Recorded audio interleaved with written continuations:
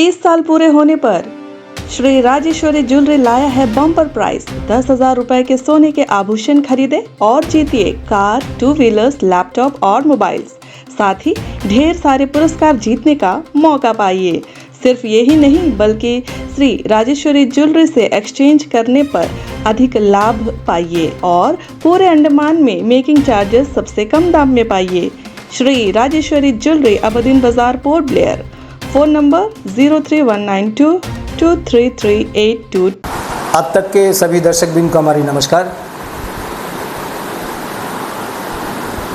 बड़ा मायूस हुआ है जो 23 तारीख को पिछले मंगलवार को हमारी लोकसभा में हमारे देश का जो है बजट पेश किया गया है।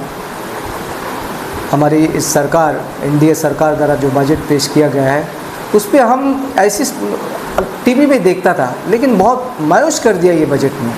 हम लोग बहुत कुछ सोचता था कि अच्छा बजट होगा देश के लिए, जनता जनार्दन के लिए अच्छा काम करेगा सरकार, वही एक उम्मीद था, लेकिन दिल को दुखा दिया इसमें।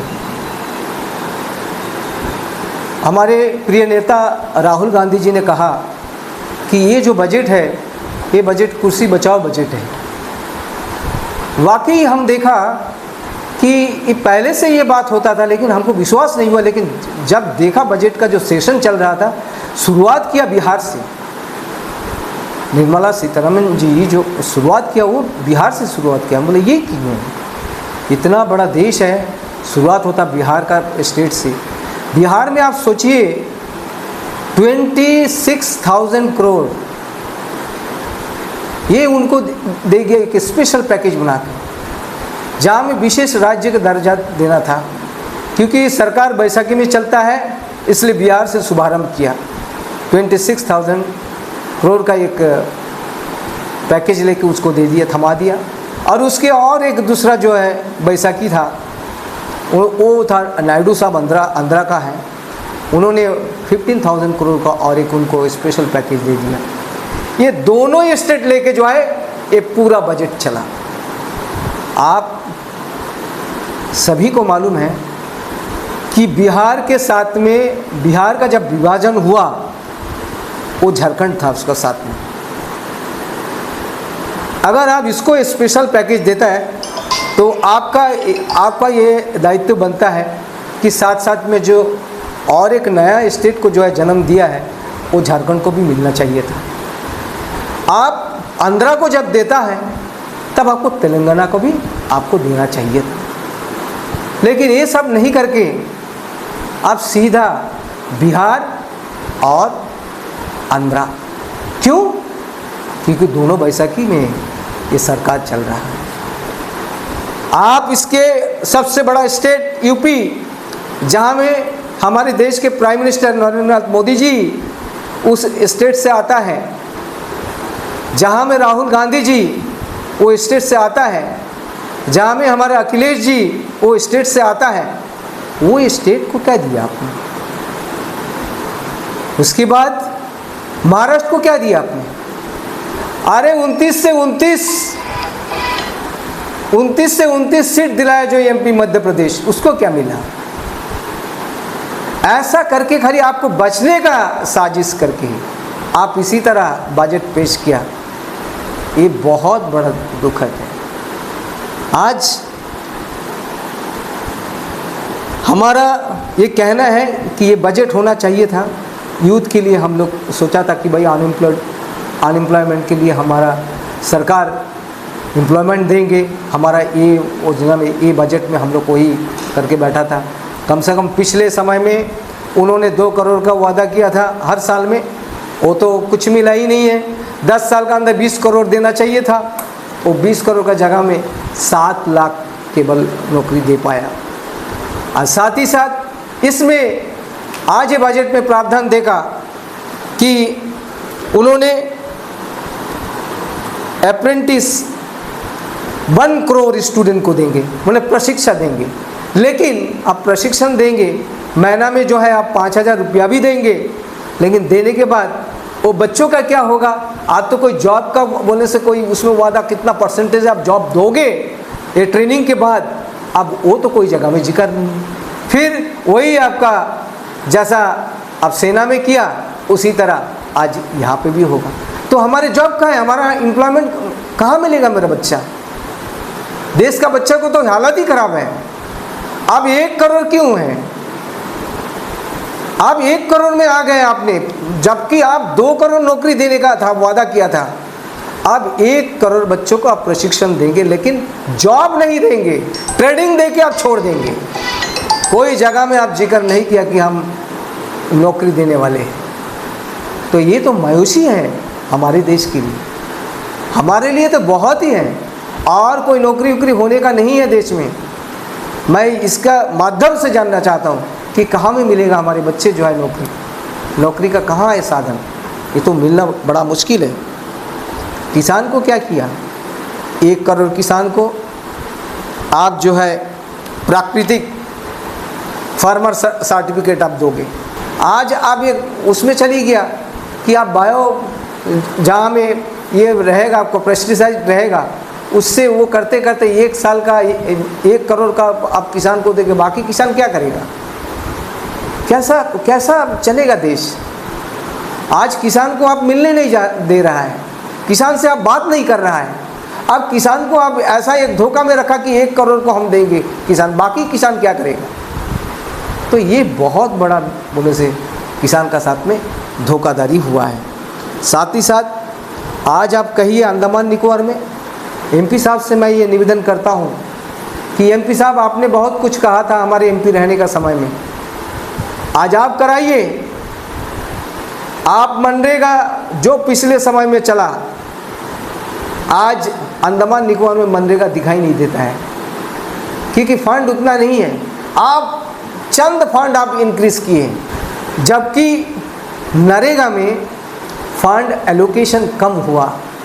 जैसा उम्मीद था जब मनरेगा का फंड बहुत ज़्यादा होगा, एलोकेट ज़्यादा होगा, हमारे आम जनता जो है बहुत काम मिलेंगे, ऐसा नहीं मिला है। ऐसा नहीं होगा तो हमारे आज आप जाइए हमारे हडवे पंचायत में आप देखिए, जहाँ में कोई काम नहीं है, कुछ भी काम नहीं है। एक मनरेगा होता था कि एक आम गरीब आदमी जो है थोड़ा से काम मिल जाता था, लेकिन आज मनरेगा में फंड नहीं है, जिसका कारण में वहीं पे काम नहीं है। पूरा उसी तरह निकोबार में कोई काम नहीं है, लोग ऐसे ही बैठा है। ऐसा क्या खाएंगे, कहाँ से पैसा इसका रोजगार होगा? अगर ये मनरेगा माध्यम से अगर कुछ इन लोग का भी अगर कुछ फंड पहुँचता तो कम से कम थोड़ा कुछ काम करके इसका भी जीविका ये निभा सकता था। लेकिन आज अंडमान निकोबार के अंदर पंचायत के अंदर में कोई मनरेगा का फंड बहुत कम है। पिछले साल में तो बहुत कम था और अब क्या जाने मनरेगा का फंड आएगा नहीं आएगा। और जो यहाँ में अनाउंसमेंट किया है वो तो कुछ होने वाला नहीं है। और अब की बार हमारे बीजेपी डबल सरकार है इस अंडमान निकोबार में, यहाँ पे एमपी भी बीजेपी का है और सरकार भी बीजेपी है। तो हम भी देखते हैं कि भाई मनरेगा यहाँ पे कैसा, हम तो उम्मीद करते हैं कि भाई मनरेगा अच्छा चले, लेकिन जैसा फंड एलोकेशन हुआ इसमें लगता नहीं है कि अंडमान निकोबार में हर पंचायत में हमारा मनरेगा चलेगा।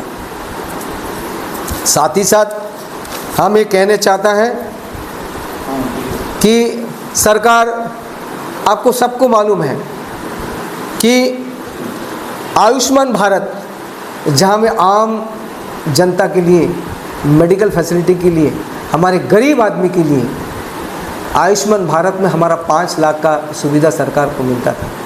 लेकिन पिछले 5 साल में हमने देखा जो भी पेशेंट हमारा माध्यम से जाता था 3 दिन 4 दिन के अंदर में मेनलैंड में जो है वो उसका जो आयुष्मान भारत का पैसा जो है वो खर्च हो जाता था। उसके बाद जो है वो पेशेंट को खुद पैसा देना पड़ता है।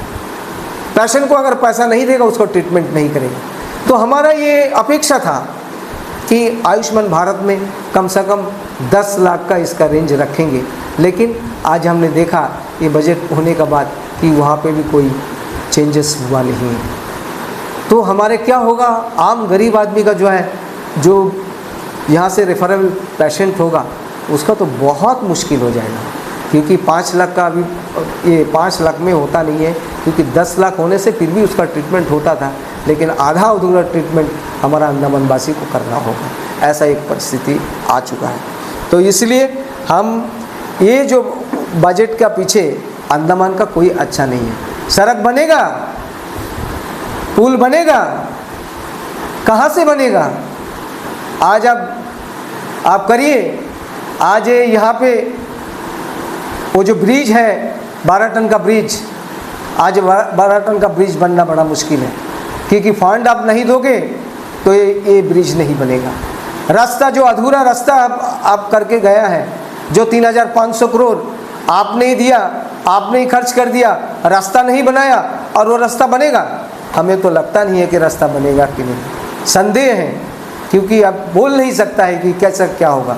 आज वो यहाँ पे आपका जो ये ब्रिज है पोर्ट ब्लेयर का, जो यहाँ पे आप लोगों ने इसका इनॉग्रेशन किया था कि भाई बम्बू फ्लड का ब्रिज तैयार हो जाए जल्दी से जल्दी। आज 5 साल, पिछले 5 साल भी देखा, उसमें भी फंड नहीं आया। और इस 5 साल में क्या होगा? जो बजट का परिस्थिति देखा है, इसमें तो खाली आपका आंध्रा और बिहार लेके आप चिंतित हैं, क्योंकि आप बैसाखी में चल रहा है। और इस तरह करके मोदी जी देश को बहुत बड़ा धोखा कर दिया। इसलिए हमारा यही कहना है, हम इस बजट को जो है कंडेम करता है कि इस तरह बजट मत बनाइए। ताकि मोदी जी से मेरा यही कहना है कि अगर इतना ही अगर पूरा हिंदुस्तान को नुकसान करके आपको सीट में बने रहना है, ये रहना सब बेकार है। आज रहोगे, तकलीफ़ से काल रहोगे, परसों दिन आपको जाना ही पड़ेगा, ये तय है। ये आप सोच के रखिए, ये जनता का श्राप आपको ज़रूर लगेगा। और ये जो सोच है, ये आप कभी भी आपका कामयाब नहीं होगा। सबसे पहले हमारे रोहित जी आपको और आप तक के जो चैनल के जो दर्शक हैं उनको मेरा नमस्कार। आज हम आम बजट पर यहाँ पर बात करने के लिए आप लोगों को आमंत्रित किया है। तो मैं ये कहना चाहूँगी कि जो बजट है, ये जो बजट पेश किया गया है 2024 का, ये सिर्फ एक दिखावा और कुर्सी बचाओ बजट, जैसा हमारे राहुल जी ने कहा, ये सिर्फ एक कुर्सी बचाओ बजट, ये आम साफ दिखाई दे रहा है। ये जो बजट जो बनाया गया है, इसमें दिखाया गया है कि कैसा सौतेला व्यवहार किया गया है। क्योंकि सिर्फ 2 राज्यों को, बिहार और आंध्र प्रदेश को विशेष पैकेज देकर उन्होंने ये साबित किया है कि सब लोग मेरे लिए सौतेले हैं। तो ये साफ दिखाई देता है। और दूसरी बात मैं ये कहना चाहूँगी, इसमें आम जनता का कोई फ़ायदा नहीं दिखाई दे रहा है। खासकर मैं महिलाओं के विषय में कहना चाहूँगी, महिलाओं के जो सोना चांदी के जो भाव कम कर दिए गए, लेकिन आम जो रोज़मर्रा की जो चीज़ें हैं उसमें कोई दाम कम नहीं किया गया है, जिससे आम जनता को तो कोई फ़ायदा होगा नहीं, मुझे लग रहा है। तो खासकर युवाओं के लिए और उसमें कोई प्रावधान नहीं है। युवाओं, हमारे आज युवा जो है, युवा पीढ़ी जो है, हमारे देश का जो है भविष्य है, उनके लिए इस जो बजट में मुझे कुछ नहीं दिख रहा है कि उनका भविष्य कैसा होगा और उनका नौकरी की क्या व्यवस्था है, उनके नौकरी के लिए उन्होंने कितना फंड एलोकेट किया है। तो मैं खास यही कहना चाहूँगी। दूसरी बात मैं किसानों के विषय में कहना चाहूँगी। किसानों ने आकर हमारे राहुल जी से मुलाकात किया, उनको विशेष पैकेज चाहिए था, लेकिन इसमें किसानों को भी अनदेखा किया गया है। तो मैं ये कहना चाहूँगी कि ये जो बजट है सिर्फ दिखावे का बजट है, इसमें कोई खास प्रावधान नहीं है। इसमें आम जनता को तो इसमें कोई फ़ायदा नहीं दिख रहा है, क्योंकि लोग चाहते हैं कि रोज़मर्रा की जो चीज़ें हैं उसमें कुछ आदमी को राहत मिले। डेली बेसिस का जो चीज़ होता है, जैसे दूध है, चीनी है, चावल है, इसमें तो महंगाई दूसरी तरफ एक तरफ बढ़ रहा है। तो महंगाई की वजह से उनको चाहिए था, हमारी मोदी जी और हमारी वित्त मंत्री निर्मला सीतारमण जी को चाहिए था कि महिलाओं के विषय में सोचे और आम जनता के विषय में सोचे कि आम जनता आज किस परेशानी के दौर से गुजर रही है। क्योंकि ऐसे ही इतनी महंगाई बढ़ गई है, तो उनको ये कदम उठाना चाहिए था, उनको ये सोचना चाहिए था कि आज इतनी महंगाई की परिस्थिति में लोग जी रहे हैं तो उनको कुछ राहत दिया जाए। लेकिन आज ऐसा नहीं हुआ। बजट में सिर्फ एक कुर्सी बचाओ बजट मैं कहना चाहूँगी सिर्फ एक तबका को मदद करने का जो कोशिश है वो साफ दिखाई दे रहा है, और दूसरी तरफ और कोई फ़ायदा इसमें नहीं दिखाई दे रहा है। चाहे हेल्थ स्वास्थ्य के विषय में हो, चाहे एजुकेशन के विषय में हो, सब विषय में इन लोगों ने नकार दिया है।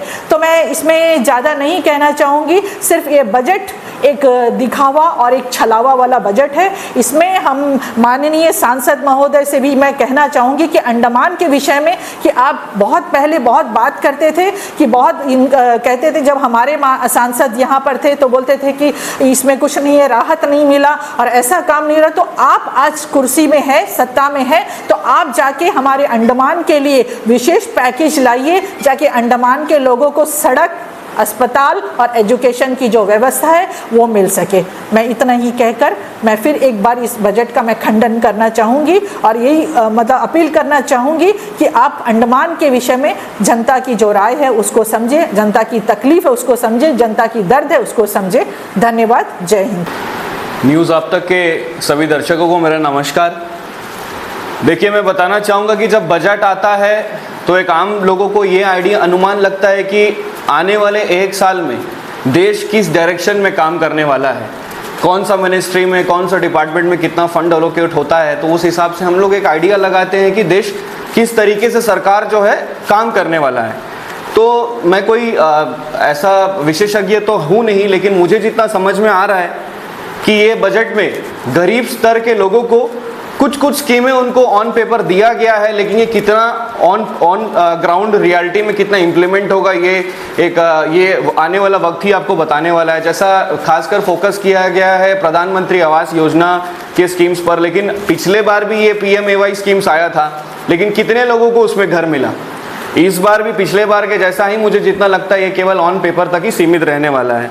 अमीरों के लिए आप देखो, उनको स्पेशल प्रावधान दिया गया है कि आपको सब्सिडी में लोन मिलेगा, आपको इंटरेस्ट कम रेट में लोन मिलने वाला है, आप लोग स्टार्टअप कीजिए, ये कीजिए, वो कीजिए। अमीरों के लिए बहुत सारा स्कीम्स इन्होंने लॉन्च किया है, सिर्फ अपने इंडस्ट्रिस्ट दोस्त लोगों को फेवर करने के लिए, क्योंकि सारा पैसा आप जानते हो कि भारत में चाहे किसी भी जगह में किसी तरह छोटा से लेके बड़ा स्टार्टअप तक हर चीज में पैसा किस जगह से लगता है, कौन सा परिवार लगाता है, ये आप जानते हो। ये उनको बेनिफिट देने के लिए ये सब्सिडी वाले स्कीम्स और इंटरेस्ट फ्री लोन्स का प्रावधान रखा गया है।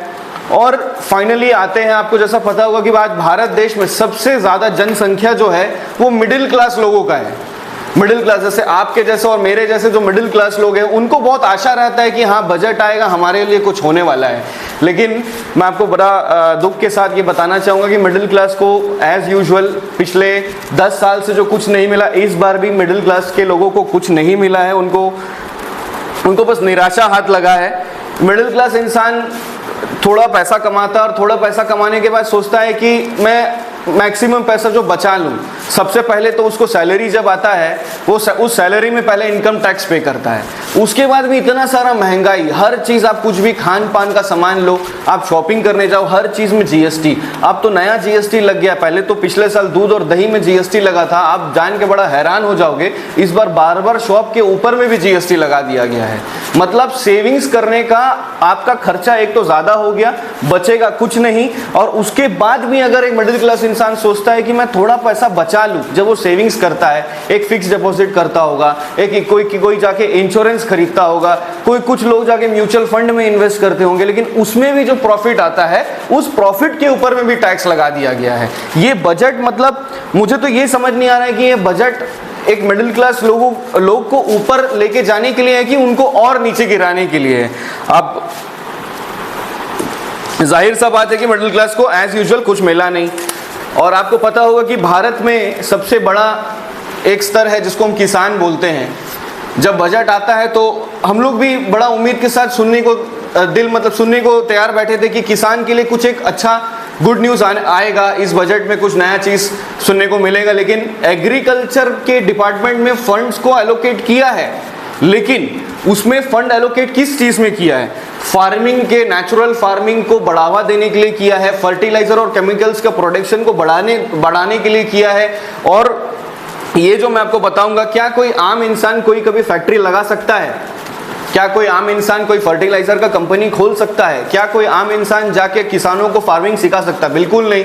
ये किनको कॉन्ट्रैक्ट मिलेगा? वही अपने प्राइवेट कंपनी मित्रों को ही ये कॉन्ट्रैक्ट देने वाले हैं, टेंडर देने वाले। ये इनडायरेक्टली एग्रीकल्चर में किसान के कंधों पे रख के उनको प्रॉफिट देने का काम हुआ है। और किसान सबसे ज्यादा आस लगा के बैठे थे कि भाई हमको एमएसपी पे कुछ सुनने को मिलेगा हमारे फाइनेंस मिनिस्टर के थ्रू, लेकिन फाइनेंस मिनिस्टर ने एमएसपी के ऊपर में एक शब्द भी नहीं बोला, एक शब्द भी नहीं बोला। देखिए, नेचुरल फार्मिंग से आप अपना उत्पादन तो बढ़ा लोगे, लेकिन उसको बेचोगे कहाँ? जब आपको अपना उत्पादन का एक सही दाम नहीं मिलेगा, एक एमएसपी नहीं मिलने वाला है, तो वो उत्पादन, वो प्रोडक्शन करके वो फार्मर क्या करेगा? उसके ये सब चीजों से बेहतर ये था कि आप एमएसपी में 2 शब्द ही बोल देते, कम से कम दिल को दिलासा तो मिल जाता कि हाँ भाई, सरकार एमएसपी के बारे में सोचने को तैयार है। और एक और मुद्दा है, क्योंकि मैं यूथ हूं, मैं यूथ के बारे में सबसे ज्यादा चिंतित रहता हूं। आपको पता होगा कि अग्निवीर और अग्निपथ स्कीम को लेके बहुत बड़ा एक स्ट्राइक और बहुत बड़ा एक ऑपोजिशन के थ्रू जो है, और देश के भी जितने भी आप अग्निवीर और या तो जो भी एस्पायरिंग आर्मी कैंडिडेट्स होते हैं उनके पास आप जाओगे तो एक बहुत बड़ा एक मुद्दा चल रहा है। तो अग्निवीर स्कीम के ऊपर में भी हम कुछ फाइनेंस मिनिस्टर से सुनना चाहते थे कि आप डिफेंस का फंड जो आपने अग्निवीर स्कीम क्यों लाया? ये तो हम सब जानते ही हैं कि डिफेंस का जो बजट जो था वो कम हो चुका था, जिसकी वजह से परमानेंट कमीशन को हटा के इन्होंने 4 साल का नौकरी देना शुरू कर दिया। तो ये सारे चीज हम एक बड़े उम्मीद के साथ में बैठे थे कि अग्निवीर के बारे में भी कुछ सुनने को मिलेगा, उसके बारे में भी कुछ सुनने को मिला नहीं।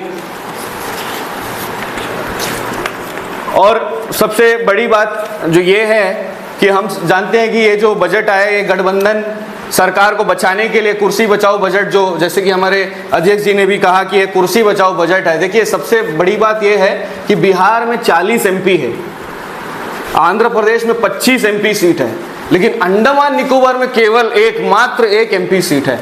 अब उनको, हम सबको पता है कि ये जो सरकार है, जो एनडीए गठबंधन हुआ है, ये केवल बिहार और आंध्रा के जो एमपी सांसद लोकसभा सीट्स है उनके बदौलत ही इन्होंने सरकार बनाया है, और उनको खुश रखने के लिए बाकी सारे राज्यों को इग्नोर कर दिया गया। देखिए, हमें कोई बिहार या आंध्रा के स्टेट को स्पेशल पैकेज मिला, उससे कोई दिक्कत नहीं है। हम ये नहीं बोल रहे हैं कि हमें उनको नहीं देना चाहिए, तो उनको दीजिए, लेकिन अंडमान को इतना इग्नोर मत कीजिए। आपने देखा होगा, आपके माध्यम से भी हमारे जो नए सांसद जी विष्णुपद राय जी ने बहुत सारे इंटरव्यूज दिया कि पिछले सांसद जी जो थे उनको फंड्स लेके आना नहीं आता है, उनको सेंटर से कैसा बार्गेनिंग करना होता है अपने स्टेट के लिए, वो उनको नहीं आता है। लेकिन और उन्होंने ये सारा भी स्टेटमेंट्स दिया है कि मैंने सारे मिनिस्टर से बात कर लिया, मैंने फाइनेंस मिनिस्टर से भी बात कर लिया, इस बार हमारा जो बजट बढ़ने वाला है। लेकिन बड़ा शॉकिंग है मुझे ये जानकर कि पिछले साल से भी, आपको पता होगा कि पिछले साल 5987 करोड़ आया था, और इस बार अंडमान को केवल 598.5 चिल्लर कुछ करोड़ दिया गया। पिछले साल से भी लगभग 1 करोड़ 30 लाख कम मिला है। तो विष्णुपद राय जी 4 बार के सांसद है, उनको हमारे अंडमान के लोगों ने भारी बहुमत से जिताया, 24,000 के मार्जिन से जिताया। लेकिन सेंटर में क्या है, बीजेपी एनडीए सरकार के सामने क्या है, वो 40 एमपी और 25 एमपी जिस जगह पे रहेगा, और जिस जगह से केवल 1 एमपी आएगा, उनका कोई इज्जत नहीं है। अपने ही सरकार का उन्होंने क्या बोला कि प्रधानमंत्री मोदी जी ने अंडमान को गोद लिया है। तो अब क्या हो गया, ये बजट देखने के बाद तो ये लग रहा है गोद नहीं लिया, जबकि अंडमान को अनाथ कर दिया है, एकदम डायरेक्टली इग्नोर, पिछले बार से भी कम पैसा। और आपको बताऊंगा कि अंडमान में जो ये प्रॉब्लम यही है कि कोई डेमोक्रेटिक रिप्रेजेंटेशन नहीं है। जब तक हमारे यहाँ पे एक स्टेट असेंबली, यहाँ तो एक स्टेट का रिप्रेजेंटेशन जब तक सरकार के पास नहीं जाने वाला है, तब तक कोई सुनने वाला है नहीं। बस इसी के साथ कहने के लिए बहुत सारी बातें, ठीक है, मुझे लगता है सबने कवर कर लिया। शुक्रिया, जय हिंद, जय भारत। अंडमान से जुड़ी सभी छोटी बड़ी खबरें देखने के लिए हमारे अपने न्यूज आज तक यूट्यूब चैनल को सब्सक्राइब करें और बेल आइकॉन प्रेस करना ना भूलें। हमारा अपना न्यूज आज तक, अब सच देखेगा अंडमान।